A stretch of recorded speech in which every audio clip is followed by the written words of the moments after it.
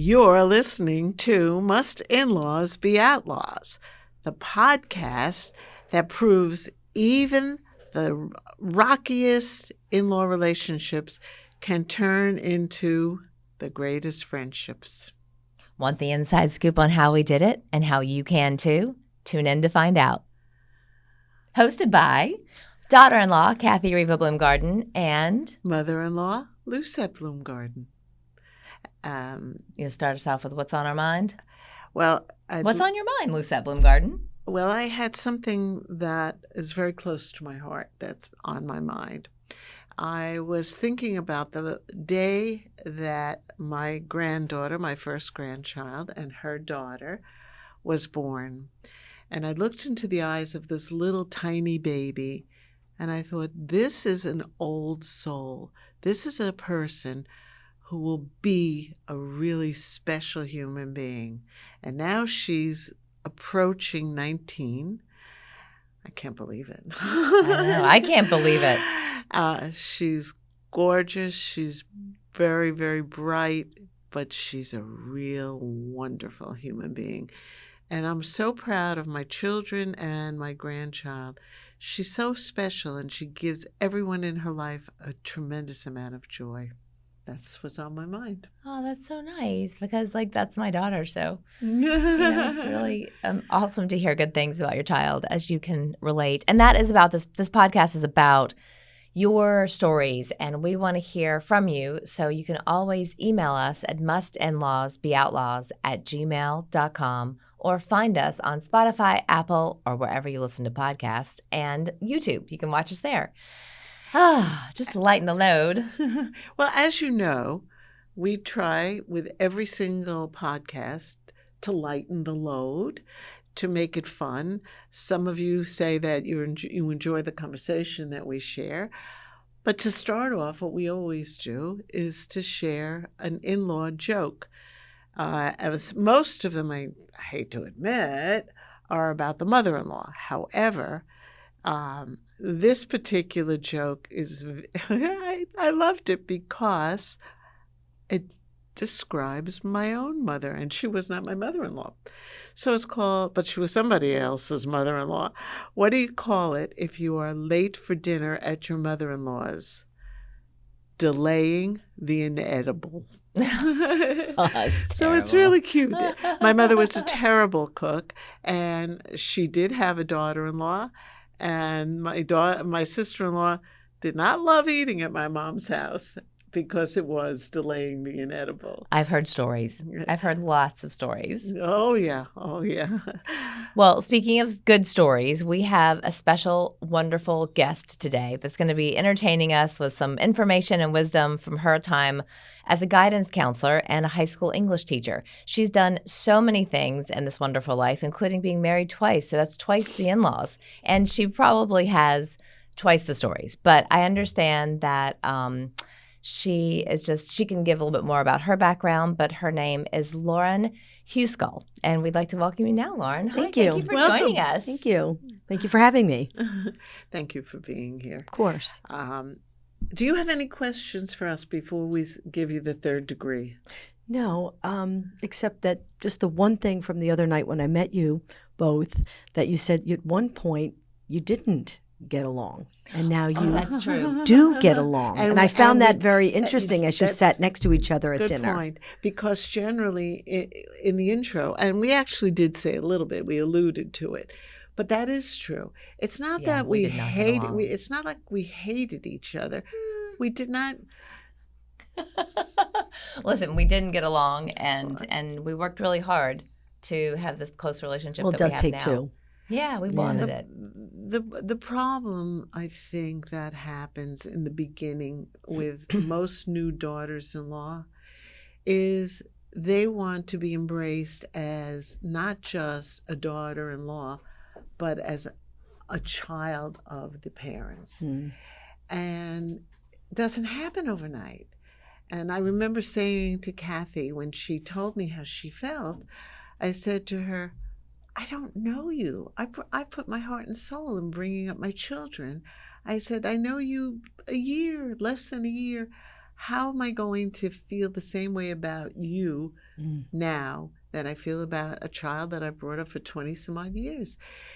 But unless you become the parent, you don't understand that. And so we are now at the other side, the other end of the continuum. And luckily, because it's a wonderful feeling to be able to share the joys together and to love each other. And we end every phone call with, I love you. So it's very interesting for us, this evolution.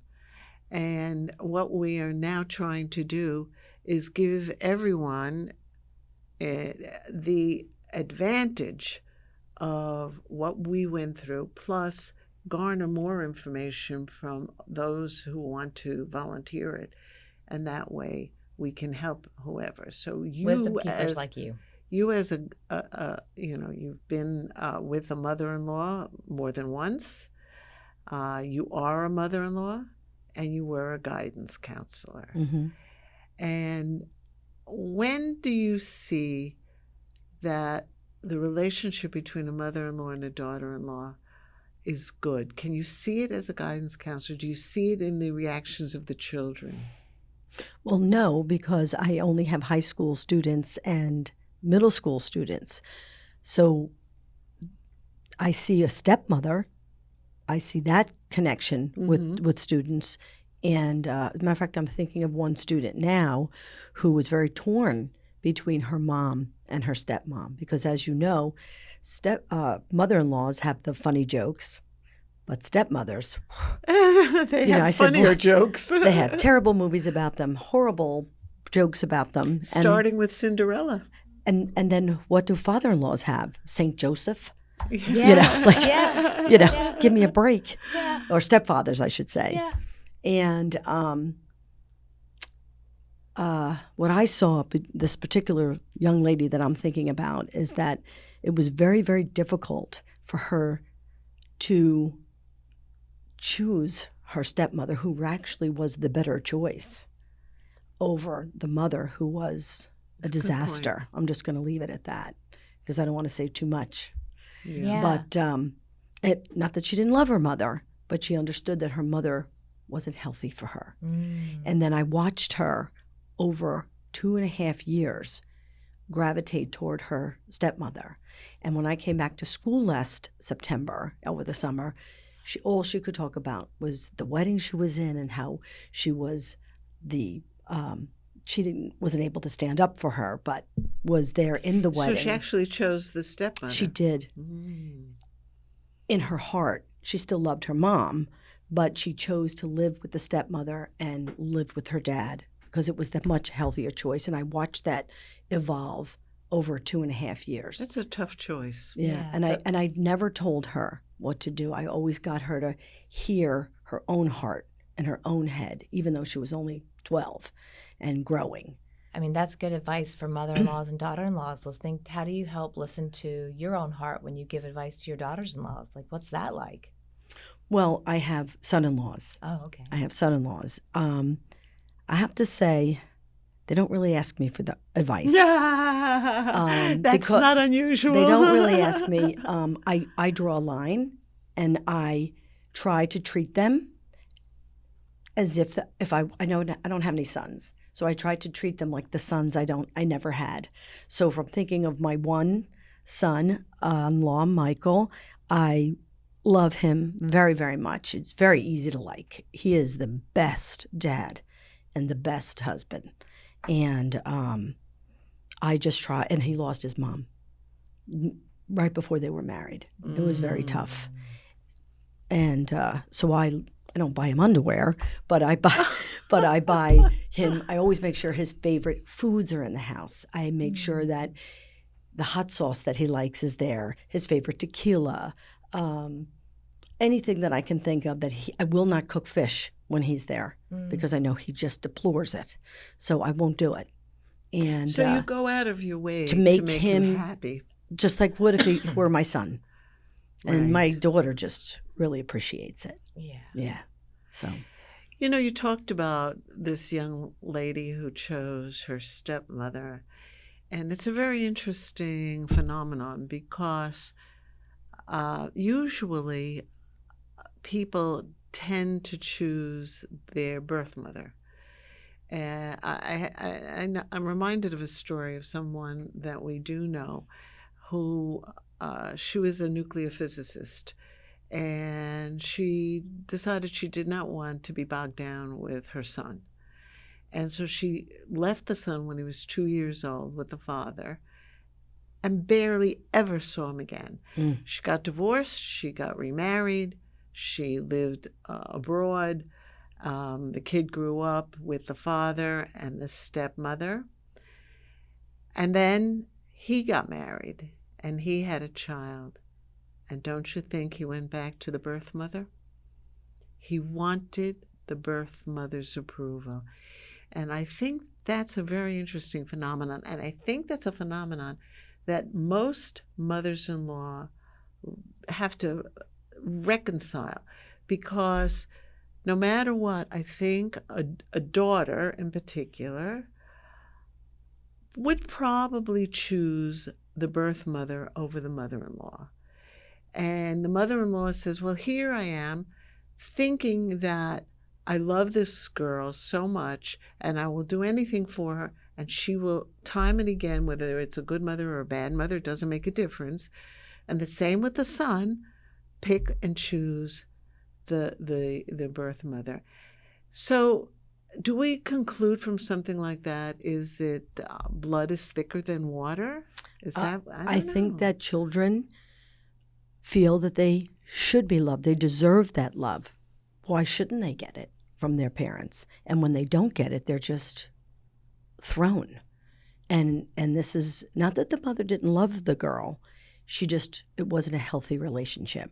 Right. And she finally was old enough to choose what was healthiest for her. She still saw her mother. She chose her stepmother. She did. Which is, I find that very unusual, I think. But it's refreshing. It's something very special. She's an anomaly. They usually choose the birth mother. There's guilt involved, too. You know, we haven't touched on that, but I think there is always guilt involved. What do you think? I think that I had 4 stepmothers, and they were wonderful. My. They were wonderful humans. I loved all of them. So I think that this is a stereotype that they aren't so great. I had 4, and each one of them was fantastic. 4 out of 4. Yeah. We're not saying you didn't love them. We're saying that if you had to choose between a stepmother and your mother, that's not. I don't answer that. I don't even want to put you on that spot. But most people would probably choose the birth mother. Most women would probably, because you want something from that mother, and perhaps you want the same thing or similar things from a mother-in-law. And which brings me to the next question: is a mother and a mother-in-law the same type of thing? What do you think, Loren? No. Aha. Tell me why. Well, I love my daughter unconditionally. Even if we have a spat, a disagreement, I don't see her for a little bit, doesn't matter. I love her more than I love myself. Do I love my son-in-laws the same? Do I love anyone, even my own husband, the same? Unconditionally? No. There's only one, really 2, I guess your mom and dad that you is love a unconditionally. Very honest answer. But that's how, I love him so much as long as he is good to my daughter and my grandchildren. That would be my condition. And right? I think that's what Lucette was saying about our relationship, is that, she loves her sons unconditionally, but she just met me. So it was hard for us to exactly right. Yeah. to find love so quickly. Unconditional is a tough one. I think she understands that now, but you didn't understand it then. Yeah, and I understand it, but I don't necessarily agree with it. Mm-hmm. And but I hear that you have a great relationship with your first mother-in-law. So what does it take to have a good relationship? Give our audience some hope. What does it take to have a great relationship? I love her as much today as I did the day I met her. Oh, not the day I met her, You're but talking about learning. your My mother-in-law, my former mother-in-law, my present husband, his mom passed. Does she have any daughters? She has 4 daughters and 4 sons. Wow! Oh my God! 1 every year. Wow! 8. Yeah. Wow. So she has a big heart for children, family. big heart for her grandchildren and great-grandchildren. And just to make a little extra money, what did she do? Drive a school bus. So Wow. every kid on that bus Had a loved window. her. She was the best mom you could have ever imagined. It was What wonderful. makes okay? You've had mothers Loving along? unconditionally. Loving unconditionally. That makes a good mother. Is it the same applicable to a mother-in-law?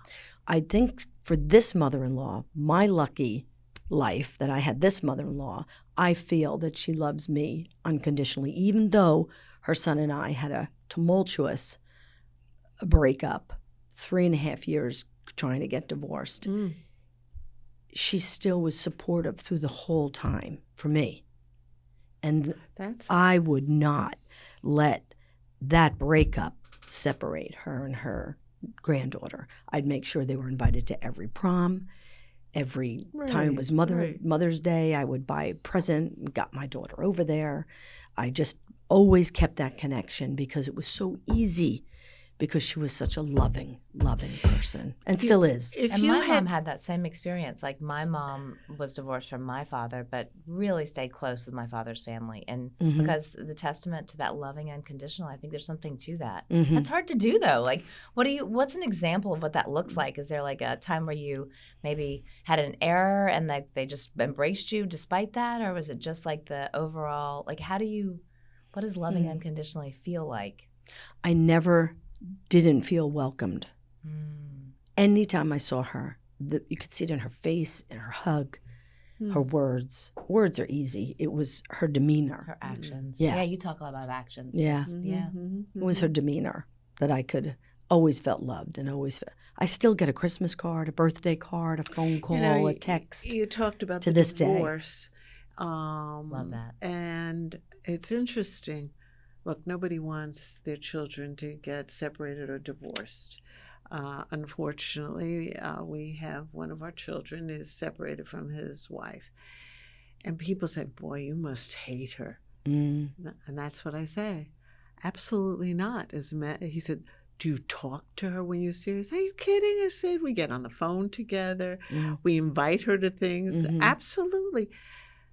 First of all, she's been a part of our family for a long time. Second of all, she's the mother of our grandsons. And third of all is they may have had issues, but we don't have the issues. So you don't divorce everybody just because, Which is exactly what my mother-in-law said. She says, my son might be divorcing you, but I'm not. You'll always be on my daughter. Oh, what a woman. Did you say she is alive? She still is alive. She's pushing 90. Oh, wow. Yeah, I see her occasionally. I try not to cross a line too much, but I see her. Which brings me to the next question. Go ahead. Boundaries. Do you observe boundaries? With your many people. But go ahead. I just said that to a friend. I said there are boundaries with everyone in life. What kind of boundaries do you observe, for example, with your daughters-in-law? Well, just daughters. I only have daughters. Oh, your sons-in-law. Yeah. Sorry. What boundaries? I would never tell them how to do anything as far as with their children. If they're disciplining their children, I just turn my head. Very, very important. Very important. My mother butt into everything. She did. I mean, I thought my mother was brilliant, and I thought her advice was often good, but I didn't want it. And I'm her daughter. I wasn't even her daughter-in-law. I feel badly for my sister-in-law because she probably had to deal with more of it. Although my mother was very smart, and she probably observed more boundaries with her daughter-in-law than she did with her daughter. So what other boundaries? Well, I have 2 wonderful, beautiful stepdaughters, and we're very close. As a matter of fact, the oldest one, the 44-year-old, just came down to visit us in Florida for the 6 days. We live in New Jersey, and sometimes she gets herself in a little twist about her mom, and it would be very easy for me to say, oh, yeah, this, or oh, yes, that, and I just listen and I go, well, you know how your mom is.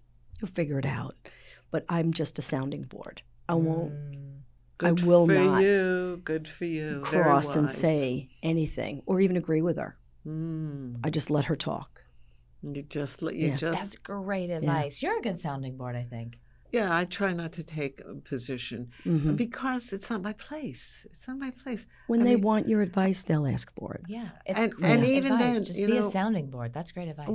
I had not about necessarily about in-laws, but about family relationships. I had a very interesting situation that happened a number of years back. One of my son's friends, I was very close to him. And I was very close to his parents as well. We were all of us were very good friends.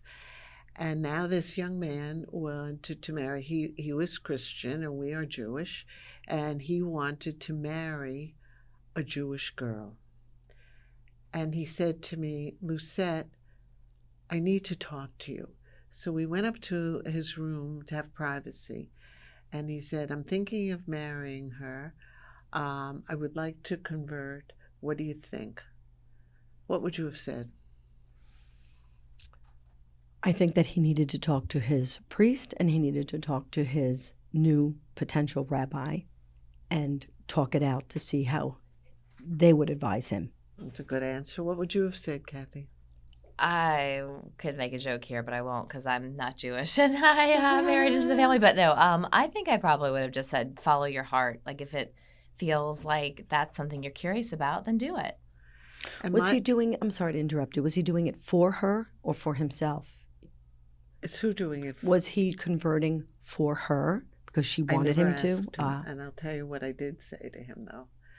I said, I would love to tell you to convert because I feel so strongly about that whole situation, but it's not my place. I said, you need to talk to your parents before you talk to anyone. I said, you need to give them the respect and the honor and see how they feel. They may not have any issues with it, and then you follow your heart. And he did marry her, and he didn't convert. Did not? No, did not. So, but it was a tricky kind of thing because I was friendly with really friends, good friends with the parents. I didn't want to cross the boundary. The line. I didn't want to cross the boundary with him. And I felt that I wanted to give him the best advice I could. So it was an interesting situation to have to barter through, so to speak. What would you do if your daughter-in-law, you don't have a daughter-in-law, if your son-in-law said something really hurtful to you? To me? Yeah. First of all, I can't even imagine it. So I'll do the what if. I think I would just stay very quiet. I probably would try very hard not to cry. Yeah. And when I was able to be calmed down, I would probably approach him, depending on whatever the issue is. Maybe it was something he didn't like that I did with his kids or something. But let's just say it was just something he shouldn't have done or he was in a bad mood. What if he thought he was wrong? Completely wrong. Well, it doesn't matter what I think. It's what he thinks, why he would say that. This is what we keep talking about. Yeah. And so I try to step back and listen. The words might have been ugly, but what was behind that? Why would he have said something like that? And then when I was calm, because I don't want to cry, I would probably just say, where was that coming from? Where's that anger coming from? I can't. Excellent answer. And that's probably what I would say. We talk about this, and I'm doing the pointing, and I shouldn't be doing the pointing. my son Mark He's not here, though. Don't worry. Because I'll point. Anyway, we talk about tools, how to manipulate tools into your life so you don't do the wrong thing. And one of the tools we talk about is don't react, act. Take the time, breathe, think, and then do what you think is the appropriate thing. And you answered it perfectly. Yeah. Well, sometimes we do that on the podcast because we do trigger each other. It's easy to we are the example, the living example. So we have to like follow this rule. And what I love about Lucette, and it sounds like you do the same thing, is you listen to understand. You don't listen to judge. Mm-hmm. You don't listen to defend. Mm-hmm. You listen to understand. And you don't have to just listen to the words. Right, is what I said. You'd say, Exactly. where was that coming from? You know? Yeah, what's the emotion behind it? And Yeah. I mean, I know this sounds a little harsh, but I will say it anyway. Every single one of us has our own baggage. Oh, of course. And so to assume that your daughter-in-law, your son-in-law, your sister-in-law, your brother, whatever, should be perfect is absurd. And you get to, maybe you don't know it when you're 20, but by the time you hit 50 or 60, you should have an inkling that people have their own baggage, and it's up to us to give and take with that. And I think that takes a lot of maturity. So Oh, I I hope do that too. because what we do in our podcast is we ask the audience to send in questions, and we always finish with a who gets the last word. So if you'll stick around, we'll do who gets the last word, and feel free to chime in if you want. So who gets the last word is going to be, let's see who gets the last word today. It is One little other bit of advice that absolutely. I hear in my head right Good, now go from for my it. mother Sure. is that she used to say, I go, why would they do that? Or why did that happen? She said, Loren, not everybody is like you. And I'm like, so then you have to figure out who what they they're are. like. Yeah. Who they You know, are. you did say That's that good. you're having a wonderful mother-in-law helped you become a good mother-in-law. Oh, absolutely. She never, her boundaries, she loved and cooked food and welcomed you into her home. With her food. Yeah. And then there were times when we were going through the rough time that she just, you can tell me anything because we both love him right now and we're going to try to fix this. Oh, how So beautiful. I didn't have to talk to anybody else that would be mad at him for a long time. my. And I thought that was just, Open-hearted, Very Yeah. really special. generous she of was, spirit. that she and I. Well, wherever were- she is, Oh, we she- applaud you. She's in New Jersey. Yeah, no. She's She- very loved woman. wow. Very, very loved. You know, So I try to be like her. Yeah, that's a great. You that's have a a great, good role model. Mhm. No, I did. So it wasn't your mother that was the role model. It was your No. mother-in-law. No. Oh, I hope I can be that to my daughters-in-law. Yeah, that's very true. I think that could happen.